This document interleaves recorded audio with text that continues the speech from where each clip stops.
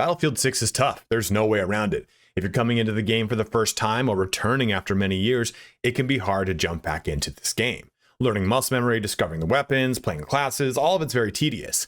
But in this video today, I want to discuss the class system in the game to help you determine which class is the best so that you can start to really thrive after putting the proper amount of reps into the game.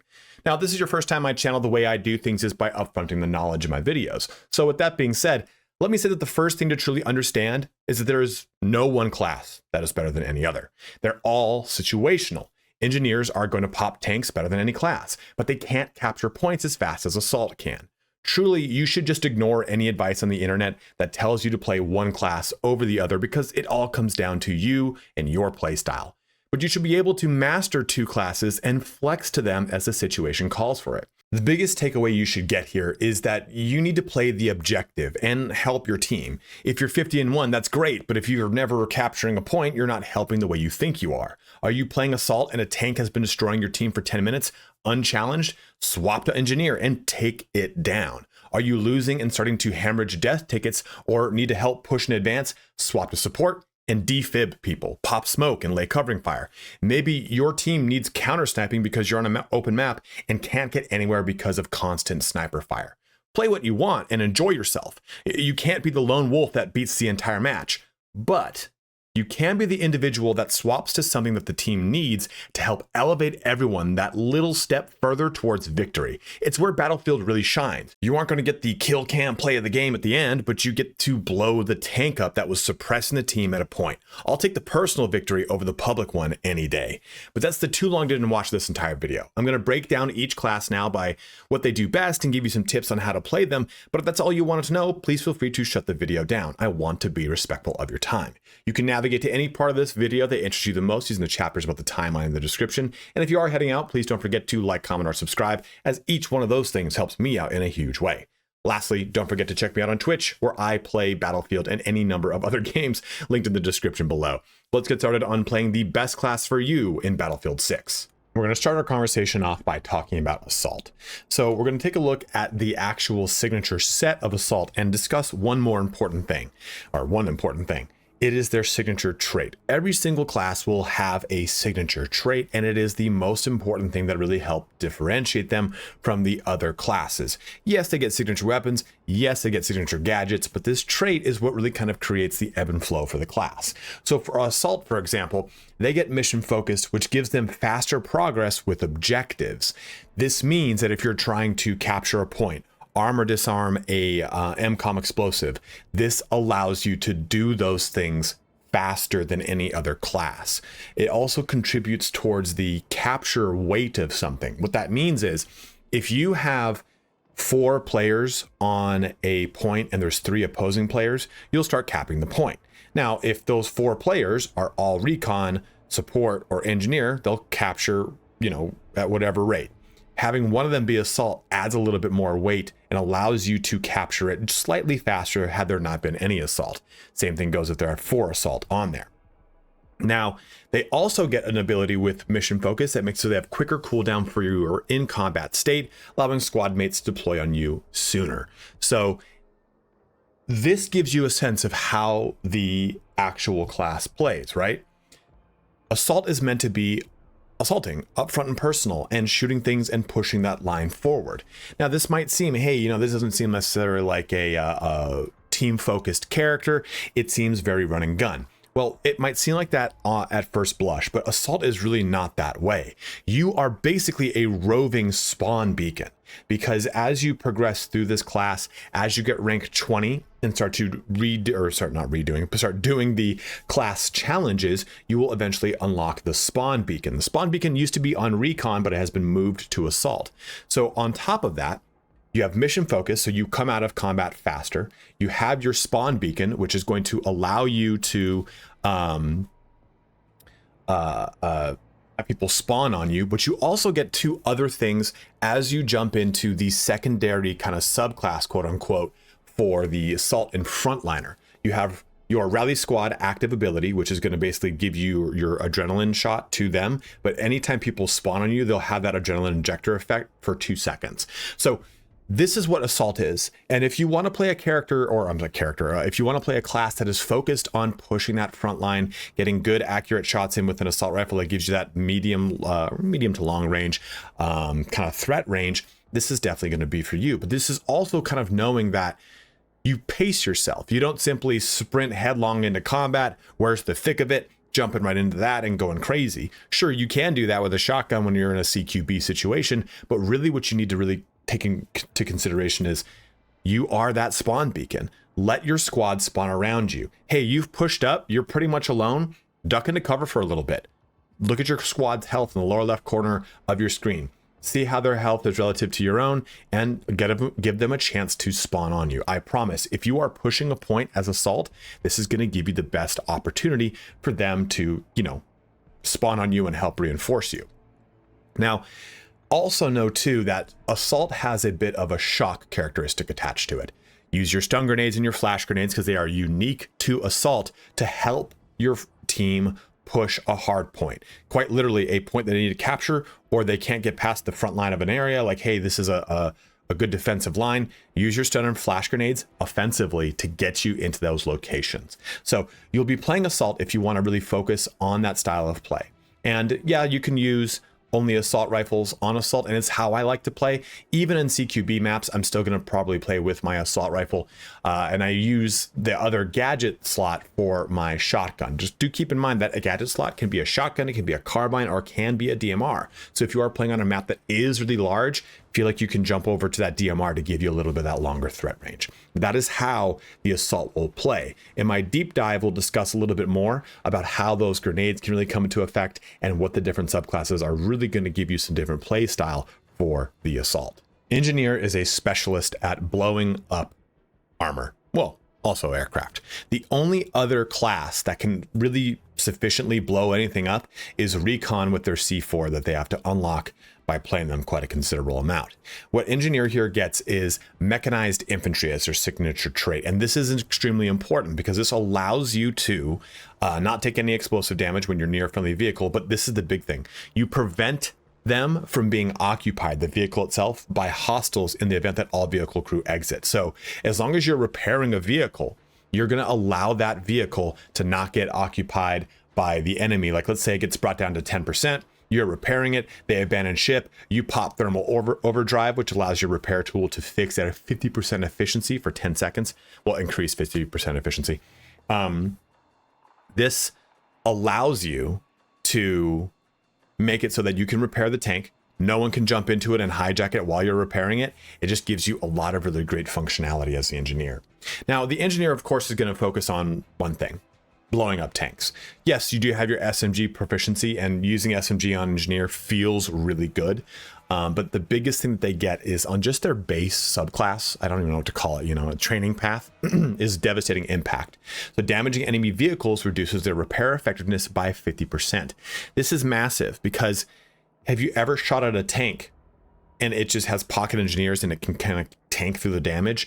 You, as a engineer, as long as you're using the anti-armor training set, you can push that tank over the edge because you're reducing their repair effectiveness by 50%. So if you have two targets shooting rockets and you both are hitting it with a devastating impact, it allows you to really be able to push that tank down. It's a huge, huge, huge bonus. So Engineer does have that focus. They also, though, have another focus in Combat Engineer, their secondary, again, subclass, training path, whatever it's supposed to be called. An engineer is the class that I would play if I'm trying to play a lot of vehicles. Not because of the fact that, yeah, they've got a blowtorch that goes and repair things, but they get vehicle regeneration at level 3 on the training path for Combat Engineer. What does this mean? It means that as long as you're in a vehicle, it will regenerate health as long as it is above a critical damage state. Now, all vehicles have that innately built into them via a equipment choice. What this does is it frees that equipment choice up for you so that you, as the engineer driver, can constantly regenerate the vehicle. Also, you can reduce the heat buildup on weapons. So all of those machine guns on tanks, they now have a 50% slower buildup on their heat. And you now have another slot. Now I'm going to use something that's going to allow me to do countermeasures or whatever it is with that freed up slot. So Engineer's role is, of course, popping armor. Of course, it is shooting things down from the sky, but there is just so much more. As you play the Engineer more and more, you're going to see that you will get access to a special gadget called the EOD bot. And that thing is just ridiculous, man. It follows tanks around and it can repair them. You can arm and disarm MCOM explosives if you're playing on that style of map. You can actually just have it self-destruct and launch cluster munitions everywhere. It can clear anti-vehicle mines. This thing is really awesome. And once you unlock it at rank 40, you get to just have so much fun as an engineer without actually putting yourself in harm's way. I find that engineer is the second most played class I've got, because I think engineer is also the most important class that everyone should master, or at least have a functional understanding of, because you're going to deal with tanks, you're going to deal with aircraft, and sometimes people just can't bring them down. They either can't bring them down because you don't have enough engineers in the team, or whatever it is, but you can help bring that target down through force of numbers. If you go from one engineer because a bunch of people, or one engineer and a bunch of people saw tanks and they swap over to engineers, and now you've got 7 engineers, they're going to quickly pop tanks because it's just that many missiles that you can't heal through. It's a really fun class that is really going to give you a lot of tools at your disposal, I'll say that. And that's what I think I really enjoy about the engineer. It just gives me such a good functionality across the game.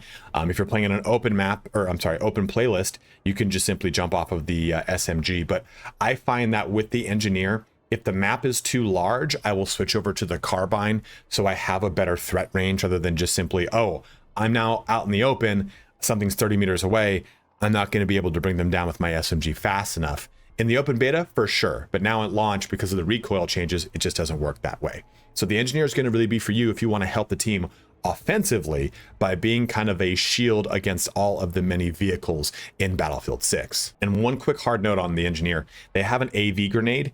If you play the engineer, throw the grenade up, throw it over a tank, because then it will use a parachute and fall down over the top of it. If you throw it at the side of it, sure, it'll do some damage, but you want it to do its built-in parachute. As soon as it gets over, it'll drop a parachute, fall down, and do damage. It's time for the class that I play the most, and it is support. So support is the one, again, I enjoy, and its signature trait is squad supplies. So you don't have to throw a supply bag, which is obviously the biggest, well, one of the biggest boons of support. The supply bag is going to repair or resupply people's ammo, health, gadgets, everything. But squad supplies allows people to run up to you and interact with you, and then they gain health and ammunition. So you don't actually have to keep tossing your supply bag if you know that. So this is one of those traits that's interesting to know from non-support players as it is from support players. I'm in a squad with my friends. Hey man, I'm out of ammo. Hey, I just tossed my supply bag. Run up to me and just interact with me. Press E or whatever it is on a controller. Boom, they get ammunition. But maybe I never play support. Maybe I only play Recon or Assault or Engineer. I know if I see a support around, I can run up to them because it will blink and show on the map where support is. So I can run up to them, use squad supplies, and it will replenish and allow me to just keep doing what I want to do. So those are the big boons of support. But support, how does it really play? What kind of character is it? What kind of class are you going to be doing? Support is different this time around in Battlefield 6. Support in the past used to just simply be focused on ammo. And this time around, it is ammo and health. I think they started doing that in 2042. I can't remember, to be honest. But it used to be just strictly, hey, you used an LMG and you just were chucking ammo out at people. But now you do health and ammo. And you have 2 different kind of subclasses that either focus specifically on healing and getting people up, or another one that's kind of focuses on suppressing fire and laying down carpeting amounts of fire with your LMG, which is your proficiency. So while you can stick with the LMG, I actually find it to be really nice. The LMG proficiency is also super huge because it allows you faster transition to ADS, aim down sights, and no sprint speed penalty when carrying your light machine gun. So those are 2 really big things. Every other class is going to suffer it. It's going to be harder to use an LMG on anyone else that is not support. But support does a ton of things through its gadgets. It truly does support. Yes, go in there, defib people, get them back on their feet. That's the biggest boon of that support can do. But what they also can do is they can create an actual hardpoint, a true defensive position. You've got deployable cover, which is going to help you out in actually making a little shelf to shoot things from. You have the GPDIS, or the Grenade Interception System, which allows you to basically shoot out grenades. If you've played Call of Duty, I don't know, was it the Sentinel system? I can't remember the name of it in Call of Duty, but it's the same thing. It will shoot down grenades when they get thrown at you. One thing to know, though, is in Battlefield 6, this will only shoot down 3 grenades unless you choose the other training path of theirs. Then it'll shoot down a total of 5 grenades before blowing up. They also get the MPAPS, which is very similar to the GTP, the GDBG, the GGD, the GG5600, whatever the fuck it is. The missile intercept system will work on missiles, mortar shells, and tank shells. So it won't work on grenades anymore, but it works on all the scarier other explosive devices that can come your way. So you do have those options.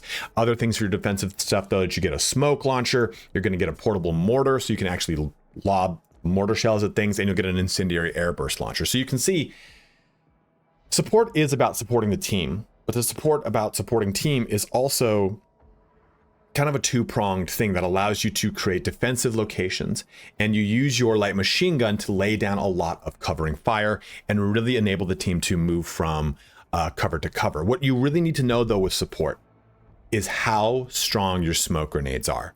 You're going to struggle to go and get people up. It's kind of the first thing you learn in support is going and defibbing people back to life. Remember, if you hold down the defib button for a little bit longer, you'll charge it and bring them back to 100% health versus just like, I think it's 50% by default.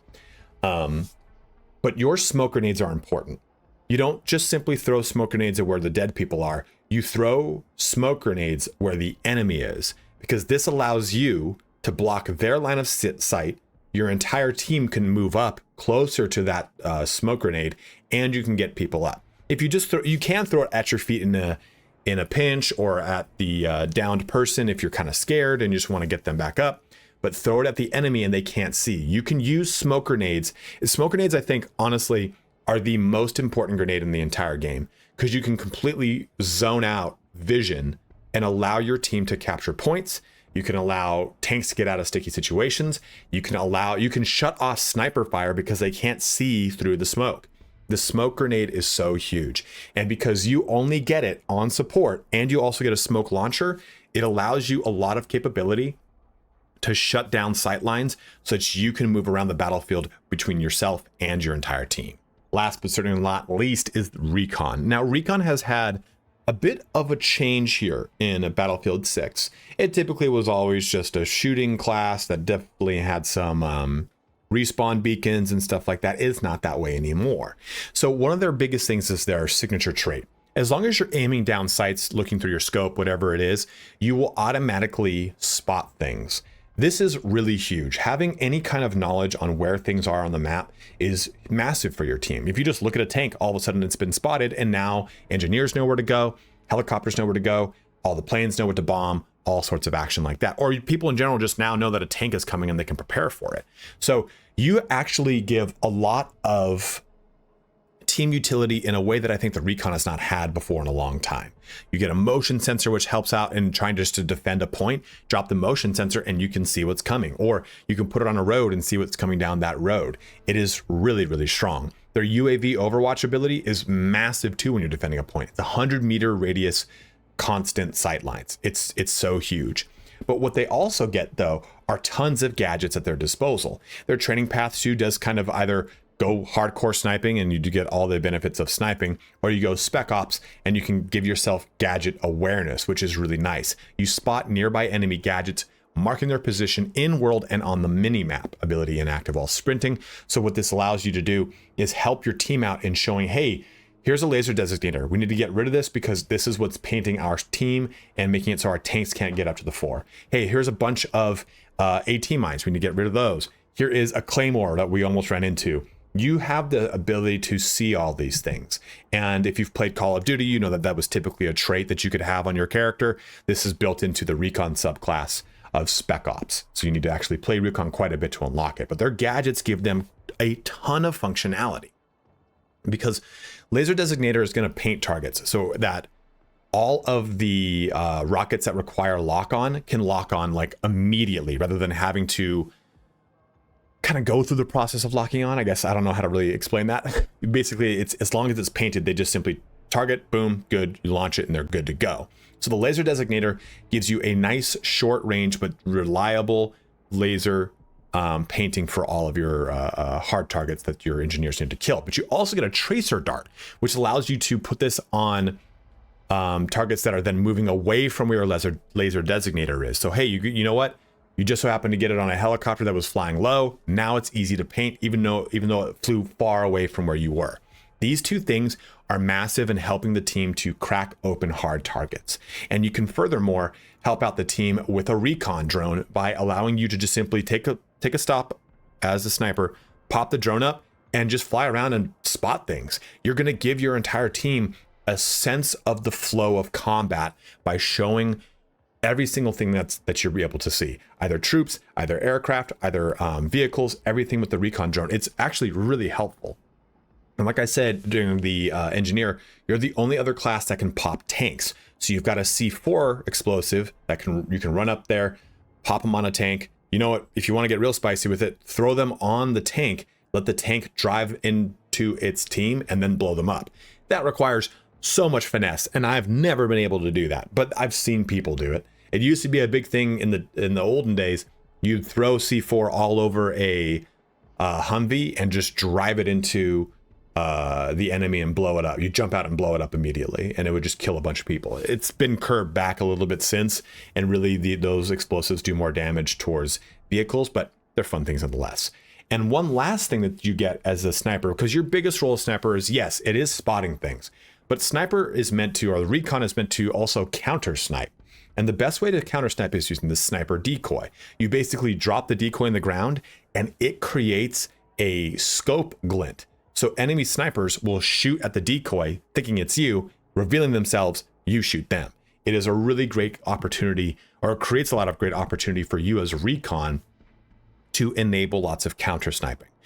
So recon is really going to be for you if you do want to be that more lone wolf type of character that is focusing more on the kills portion of the game, but by no means does that mean you don't have the ability, just by simply killing things, to help the team out through spotting stuff or using your laser designator. You drop it on the ground and it's going to paint targets for you. So you have all these tools as recon in a way that you've never had before to help the team out. Just make sure you're using those tools, or else you're just simply getting headshots, which, yeah, sure, that helps to deplete tickets here and there or remove people from points, but you really need to be the vehicle that can help push your team forward by using all these great tools you have access to. And one thing too to note with the recon, the way that I personally play recon is with the DMR. I know they get sniper proficiency. I know sniper rifles are great. I'm just not the world's best sniper. In fact, I'm kind of terrible. So I use a DMR. I pop like a 1.2, 2x scope on there, and I play it kind of a mid-range spec ops character and less of an actual sniper, and it's been a lot of fun. And I'm constantly spotting things. I have the proximity detector. It's their special grenade. I can throw it and it just gives me sight on where I'm going before I get there. There's a lot of fun stuff you can do as recon. So don't feel like you are stuck as a sniper, but also if you want to play a sniper, flex those muscles. That is the kind of benefit of playing recon and how it can really help the team. But at that, it brings our video here to a close. So hopefully now this gives you a better idea on each one of the classes and how they play and how their functionality can help the team. So it's up to you. Do you want to play just simply support? Do you want to play recon? I'd recommend, you choose two and just kind of really focus on those two. Maybe you play recon and support, or maybe you play assault and engineer, or maybe you do engineer and support. That's what I do. I love just kind of being an instrument for the team. And every time I do it, I'm usually in the top 5, if not the top 10 of contribution to the team. My KD is not amazing on all of those matches, but I play enough matches and I have enough fun doing what I'm supposed to do as in an object-oriented game. Remember, the 4 letters you're always going to hear from Battlefield veterans is PTFO. Play the fucking objective. Always play the objective. It won't matter if you're recon, won't matter if you're assault. The thing that matters is death tickets and pushing towards that objective so that your team can actually win. Being the highest KD on the losing team doesn't mean anything because you still lost, right? So you miss out on that juicy experience bonus and all sorts of fun stuff from there. But go ahead and let me know in the comment section below.